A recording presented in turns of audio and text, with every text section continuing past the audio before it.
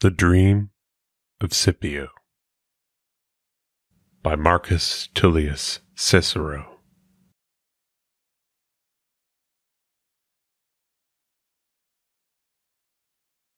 I went to Africa in the train of the consul Manius Manilius, with the rank, as you know, of mere military tribune of the 4th Legion. When I got to my destination, it was my dearest wish to have an audience with King Massinissa, who, for very good reasons, was a devoted friend of our family. As soon as I entered the king's presence, the grand old man threw his arms around me and gave free vent to his tears. After a considerable pause, he looked up to heaven and exclaimed, "Thanks to thee, sublime Sun. Thanks, O ye other divinities.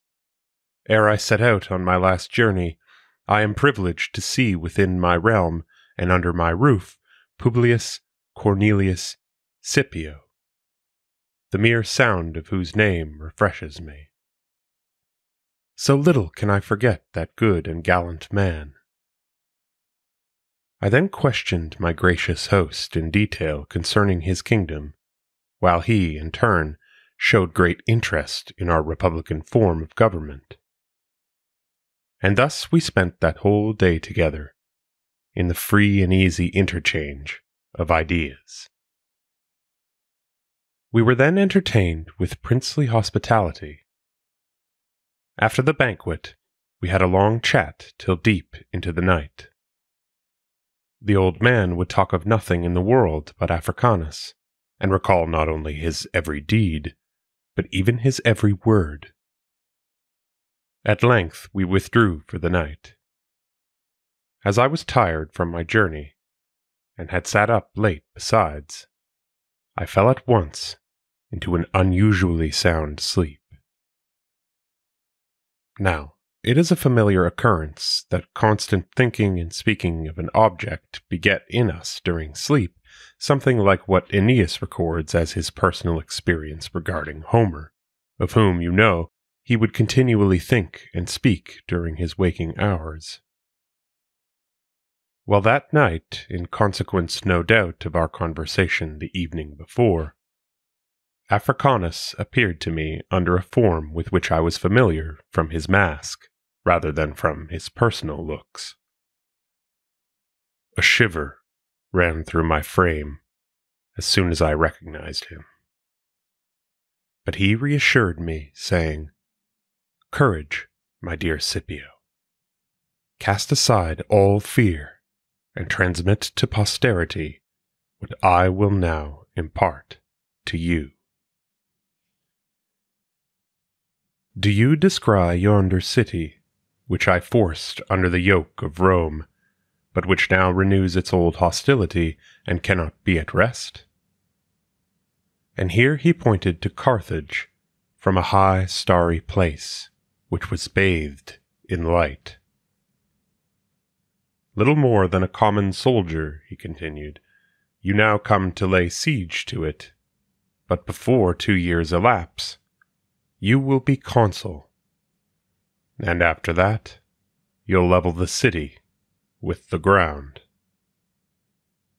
The surname to which you are now but heir will then be the reward of your personal merit. After the destruction of Carthage, you will celebrate a triumph, then be a censor and go on an embassy to Egypt, Syria, Asia, and Greece. Finally, though absent from Rome, you will be re-elected consul, and by the destruction of Numantia, bring a gigantic war to its close. After your triumphal entry into the capital, however, you will find the state in a ferment as the result of the policy of my nephew. In that critical hour, dear Africanus, it will be your duty to display in the service of your country your fine gifts of mind and heart, and your brilliant statesmanship. Nevertheless, fate, I see, has destined you for a perilous career in those days. When you reach the age of 8 times 7 solar years, and when in the course of nature these two numbers, both of which are perfect, though each for a different reason, accomplish the product so big with fate for you, then the entire commonwealth will turn to you and your name alone. The Senate, all patriots, and the Latin allies will look to you. You will be the only man who can save the country. In a word, in the capacity of dictator, you will have to restore order in the state, if, indeed, you escape the murderous hands of your kinsmen. Here Laelius uttered a cry. The others broke out in sobs. Scipio alone smiled gently and said, "Please be still. Do not wake me from my trance, but have a little patience and hear me to the end.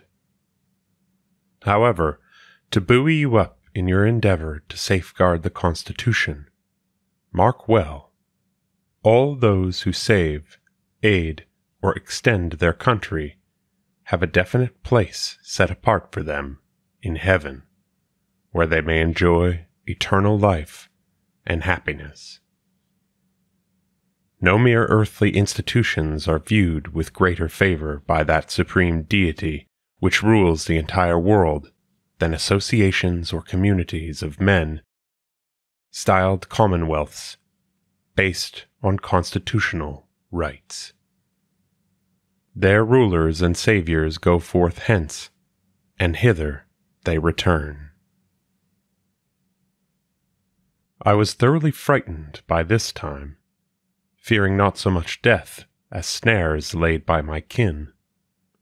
Nevertheless, I inquired of Africanus whether he was still alive, and whether my father Paulus was, as well as others who, we thought, had ceased to be.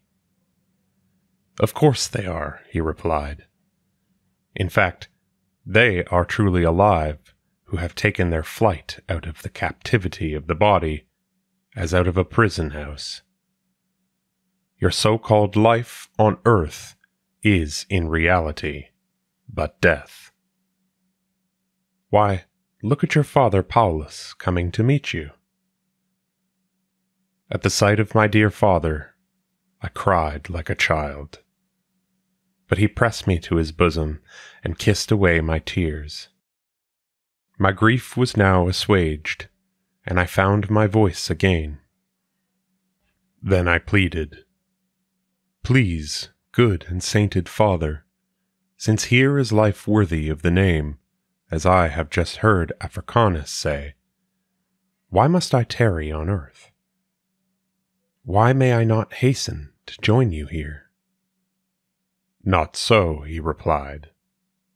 "You cannot gain admission to this place unless that deity, whose temple is all this realm as far as the eye can reach, release you from the shackles of your body. It is the natural destiny of man to cultivate that globe called Earth, which you descry in the center of this vast space. He has been given a spirit, a spark, from those eternal fires called stars and constellations, which are circular and globe-shaped and animated by divine intelligences, and which, with wonderful velocity, spin about in their established orbits. Like all God-fearing men, therefore, my dear Publius, you have to keep that spirit in the prison of your body, and must not quit life on earth until you are summoned by him who gave you your spirit. Otherwise, you shirk a plain duty assigned by God to man. Like your grandsire here, my dear Scipio, and like myself, the author of your being, cultivate justice and a sense of duty. In the shape of filial affection and love of kin, dutifulness plays an important part in the world, but its role of patriotism is of vastly greater importance. Life spent in the service of one's country is a direct passport to heaven, to this assembly, I mean, of all those whose earthly career is closed.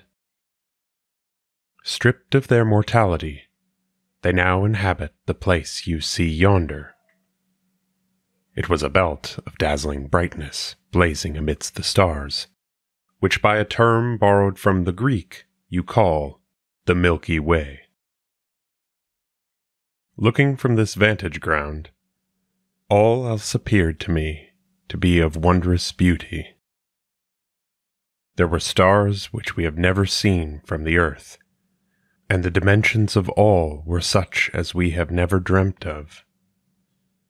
The smallest was that which, farthest from heaven and nearest the earth, shone with a borrowed light. In size the celestial bodies far surpassed the earth. Indeed, the latter was so insignificant by comparison that I was disgusted with our empire, which is but a speck on the surface of the globe. As I looked at the earth still more intently, Africanus interrupted me. How long, I wonder, will your mind be fixed upon the earth? Do you not see what sort of region you have come to? Look, there is the universe, a system of 9 circles, or rather, spheres. One of these, the outermost, is heaven, which contains within it all the rest, and is none other than the supreme deity, all-embracing, all-enclosing.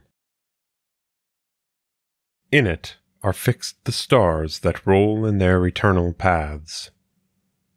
Beneath it are 7 spheres revolving the other way, and in a direction opposite to that of heaven.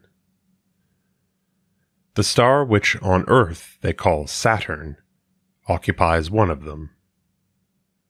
Next comes the star called Jupiter, whose luster means fortune and prosperity to the human race.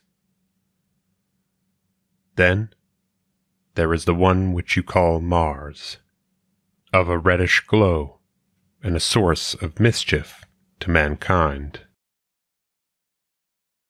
Again, farther down, the sun lords it nearly midway between heaven and earth, the leader, prince, and ruler of all the other lights, the soul and principle of order in the world, of such dimensions that his light illumes and fills the universe. 2 orbs, Venus and Mercury, are his faithful satellites. Lastly, in the slowest course, revolves the moon, lit up by the rays of the sun. Beneath her, there is naught but what is frail and mortal, save souls, a gift of the gods to the human race. Above the moon, all things are eternal. The earth, the 9th sphere, and the hub of the universe, does not rotate at all, being at the lowest point of the whole system. To its center, all masses tend by reason of their gravity.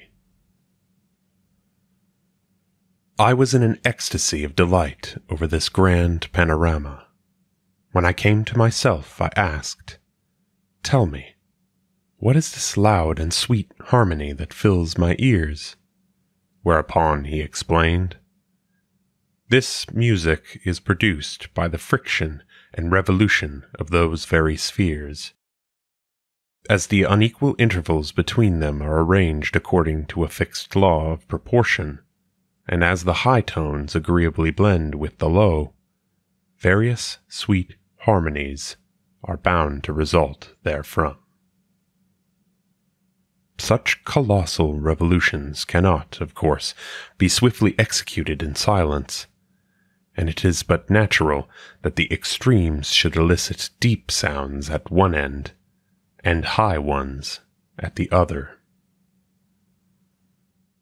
Accordingly, that highest starry orb of heaven, whose revolution is comparatively swift, moves with a high and shrill sound, whereas the lowest lunar orb rotates with a deep sound. The earth, of course, the ninth sphere, remains fixed and stationary, occupying as it does the center of the universe.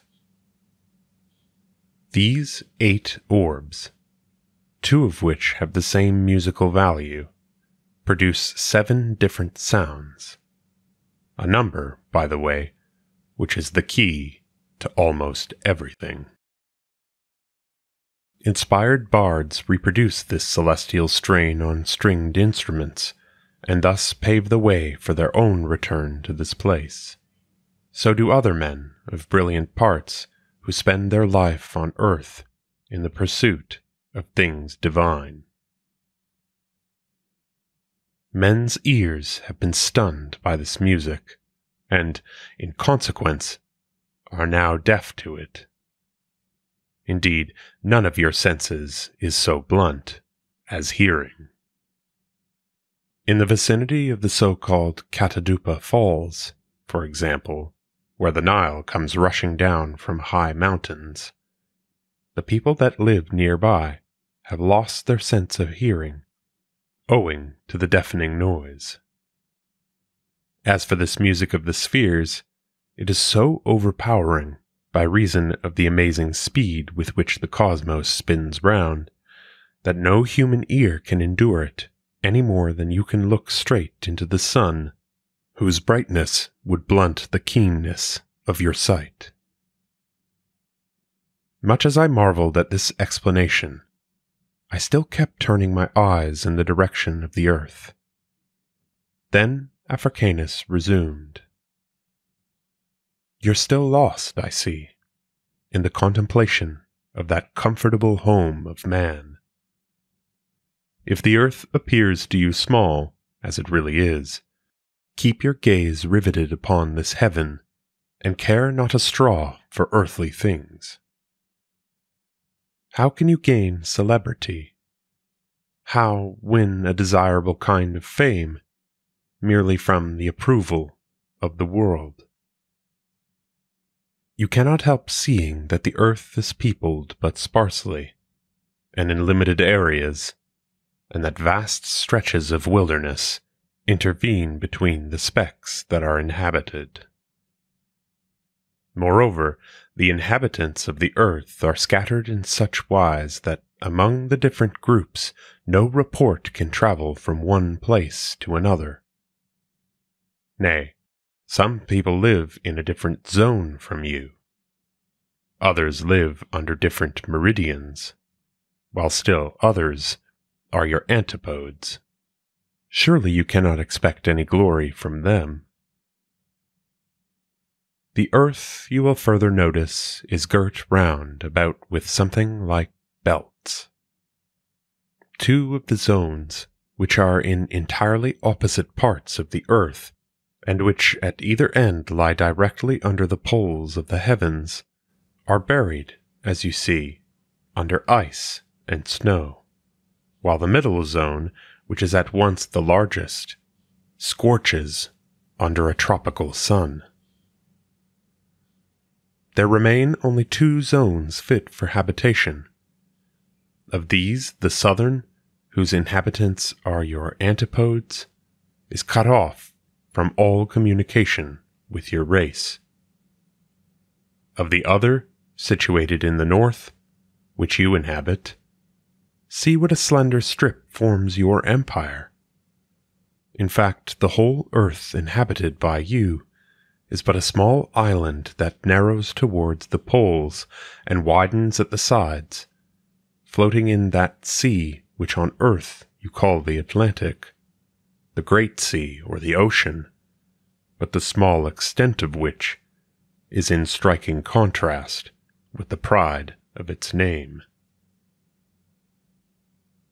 Now, from these lands that are known and settled, has your name, or that of any one of us, been able to cross that Caucasus which you see, or be wafted across yonder Ganges? Will your name be heard in the other remote countries of the East, or the West, or anywhere in the South or the North?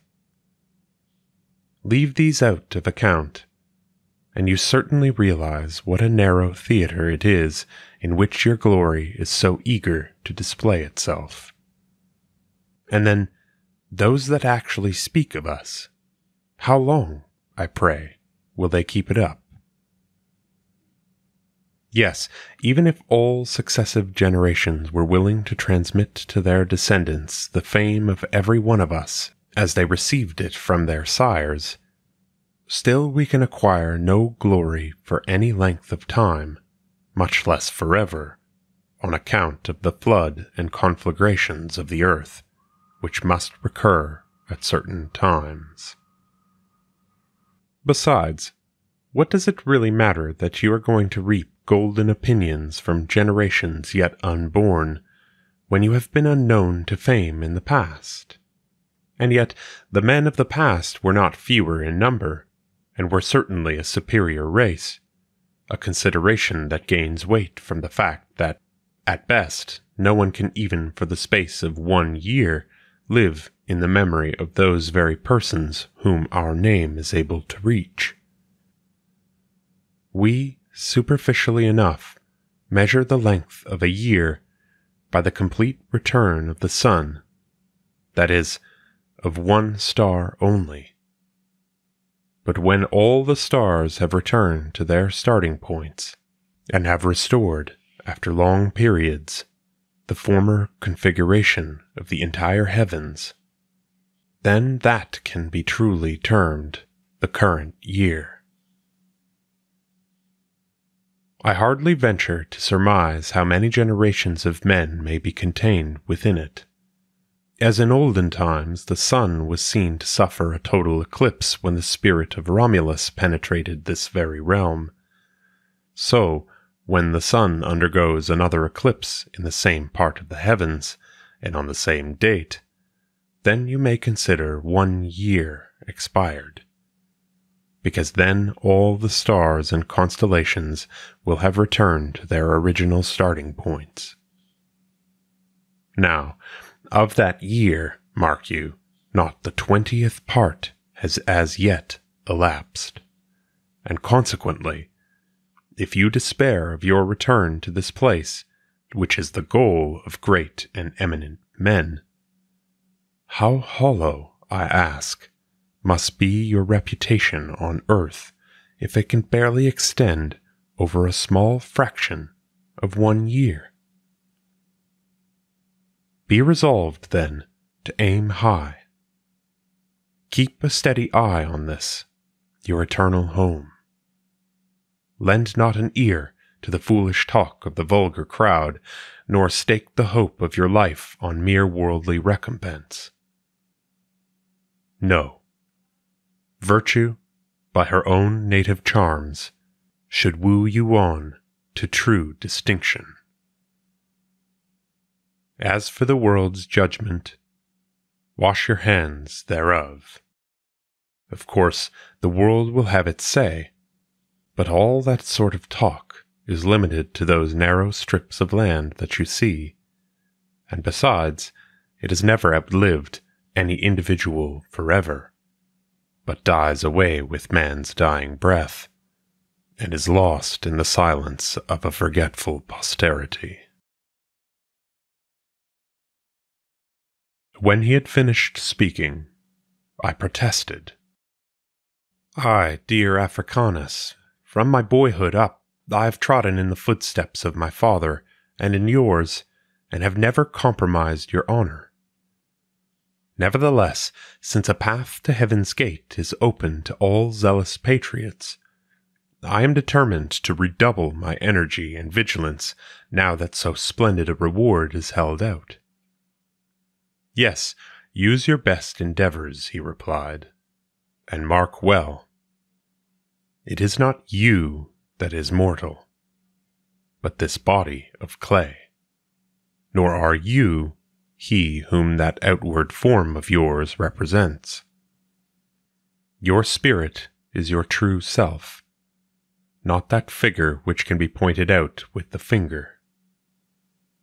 Believe me, then, you are a god, if indeed a god is the force that lives and feels in us, that remembers and foresees, that rules, governs, and moves the body over which it presides, even as the supreme deity yonder rules this world. And as nothing short of an eternal deity quickens the world which has an element of mortality in it, so an eternal spirit quickens your brittle frame. That which always moves is eternal. That, on the contrary, which imparts motion to something else, but is itself set in motion by an extraneous force, must cease to live as soon as its motion ceases. Consequently, that alone which moves by inherent power never ceases to move, for the reason that it never deserts itself. Nay, it is precisely the source and principle of movement for all other things that move. Now, a principle has no beginning, for all things spring from a principle, while itself cannot spring from another. That would not be a principle which owed its origins to something else. But if it never comes into being, neither does it ever cease to be. For a principle once extinct will neither spring again from aught else, because it is from a principle that all things must spring, nor will it in turn bring anything into being. It follows then that the principle of all motion is in that being which moves by inherent power, but that can neither be born, nor can it ever die. Otherwise, you have to admit that the whole fabric of the heavens and all creation may some day come to a dead stop, and never again find a force to give them a fresh start. Since it is evident, then, that that alone is eternal which has the source of its movement within itself, who will deny that the human soul is such a self-moving thing? For whatever is moved by an extraneous force is lifeless, whereas whatever has life moves by its own inherent power.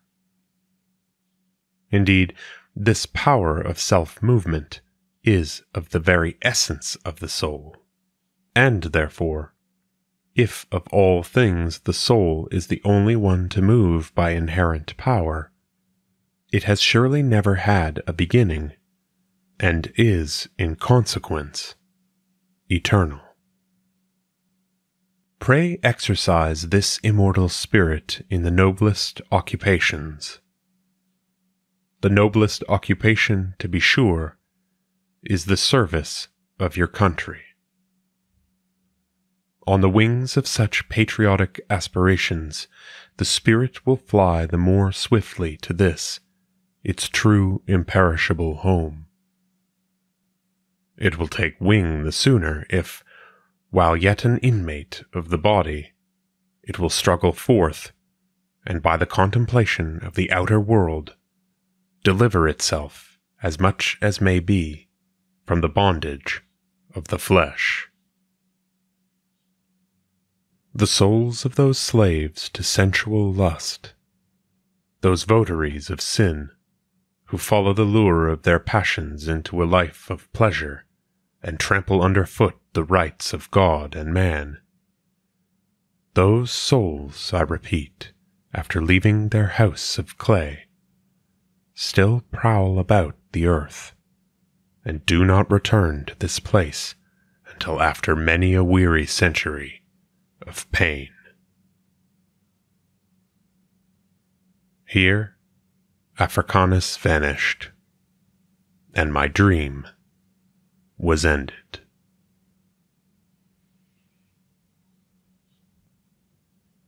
End of The Dream of Scipio by Marcus Tullius Cicero. Translated by James A. Kleist, 1915. Read by Dan Attrell.